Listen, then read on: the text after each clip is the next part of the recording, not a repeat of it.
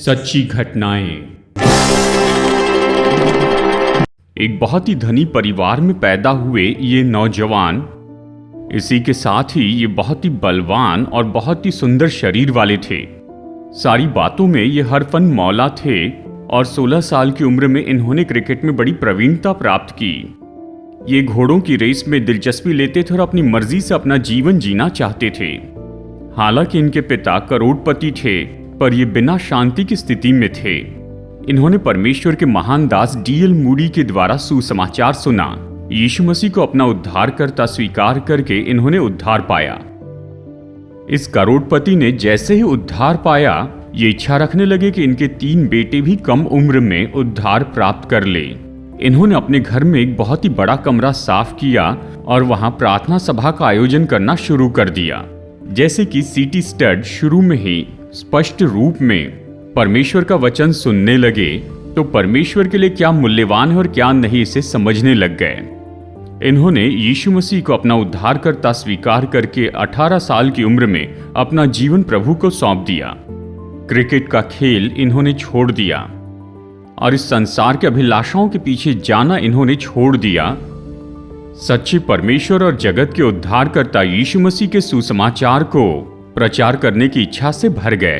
BA की degree पूरी करने के बाद ये आशा करते थे कि बड़े न्यायाधीश बनकर बहुत विख्यात हो जाएंगे।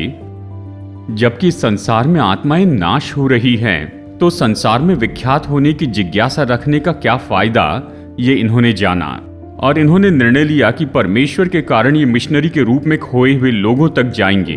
बहुत से लोगों ने इन्हें इंग्लैंड में ही रहकर महान सेवकाई करने के लिए प्रोत्साहित भी किया, पर सुसमाचार चीन देश में नहीं पहुंचा था। वहां पर के बहुत से लोग यीशु मसीह के नाम को नहीं जानते थे। ये जानकर चीन देश में मिशनरी के रूप में जाने का निर्णय लिया। चीन देश में जाने के बाद हर दिन 7 घंटे की बड़ी मेहनत करके इन्होंने चीनी भाषा सीखी। हर दिन ये लगभग 40 मील चलकर सुसमाचार प्रचार किया करते थे।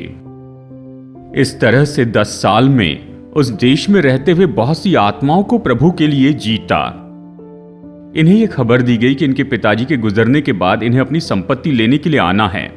फिर भी ये चीन देश को छोड़ने के लिए तैयार नहीं थे और अपनी संपत्ति लेने में इन्होंने दिलचस्पी नहीं दिखाई। इन्होंने संपत्ति का अपना भाग पूरी तरह से विलियम बूथ के अनाथाश्रम को दान दे दिया। लगभग 10 साल तक कड़ी मेहनत करने के बाद इन्होंने बहुत सी आत्माओं को जीता और बड़ी सेवकाई की। फिर भी वहां के मौसम की परिस्थिति के अनुसार और विश्राम की कमी और सही भोजन की कमी के कारण ये बहुत ही बीमार हो गए। ऐसी परिस्थिति में ये इंग्लैंड वापस आ गए और विश्राम में कुछ समय बिताया। विश्राम करते समय भी ये अपनी सेवकाई करते चले गए और कुछ सेहतमंद होने के बाद में भारत देश में वचन का प्रचार करने के लिए कोई प्रचारक नहीं, ये सुना और ये हमारे दक्षिण भारत में मिशनरी के रूप में आ गए। इन्होंने लगभग 7 साल तक हमारे देश में सेवकाई की। ऊटी में एक चर्च के पास्टर के रूप में इन्होंने कुछ समय तक काम किया। हमारे देश की मौसम की परिस्थिति के कारण ये फिर से बीमार हो गए और इंग्लैंड में जाकर इन्होंने कुछ समय विश्राम में बिताया। इस बीच अफ्रीका में सुसमाचार प्रचार करने के लिए प्रचारक की जरूरत है। नरभक्षी लोगों को प्रभु यीशु मसीह के लिए जीतने के लिए प्रचारक की जरूरत है, ये सुना। बहुत से लोग अफ्रीकी देशों में काम के लिए तो जाते थे, पर सुसमाचार प्रचार करने के लिए कोई नहीं जाता। ये सोचकर इन्होंने प्रभु की आवाज सुनी कि तुम जाओ। प्रभु, मैं तो बूढ़ा हो गया हूं, मैं तो बीमार हूं, मैं कैसे जा सकता हूं, ये कहा। प्रभु ने कहा, तुम्हें चंगाई देने वाला मैं हूं, तुम्हें बल देने वाला मैं हूं, तुम जाओ। हालांकि इनकी जेब में पैसे नहीं थे, शरीर सेहतमंद नहीं था, इन्हें प्रोत्साहित करने वाला कोई नहीं था और कई साल तक मिशनरी के रूप में काम करके और अपने शरीर का सारा बल खो देने के बाद इन्होंने परमेश्वर के वचन की आज्ञा मानकर अफ्रीका देश में जाने का निर्णय लिया।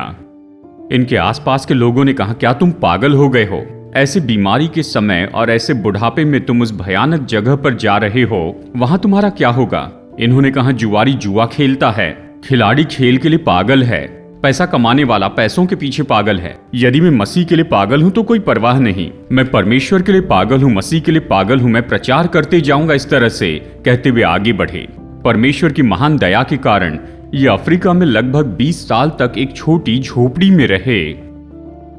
और बहुत सी आत्माओं को जीता और अपने बुढ़ापे में यानी 69 साल की उम्र में इस संसार को छोड़कर प्रभु के राज्य में सम्मान पाने के लिए उसके राज्य में चले गए। हालेलुया, ये अंतिम शब्द कहकर इन्होंने आंखें बंद की। हालेलुया गीत गाते हुए इन्होंने परमेश्वर के राज्य में अपनी आंखें खोली। इनकी अंत यात्रा में इनके मृतदेह के ऊपर जो कपड़ा रखा था उस पर लिखा था पवित्र सिपाही। इस समय अद्भुत गवाही को सुनने वाले मेरे भाइयों और बहनों, अपने जीवन को अभी ऐसे ही बर्बाद मत कीजिए। इस संसार की अभिलाषा को अपने मन में रखने वाले न बने। अपनी जवानी में प्रभु को समर्पित हो जाएं। हजारों, लाखों और करोड़ों लोगों के लिए आशीष होने के लिए प्रभु आपका उपयोग करेंगे। कल्वरी दर्शन, ये है प्रेम के दर्शन, यीशु प्रेम के दर्शन। कल्वरी दर्शन,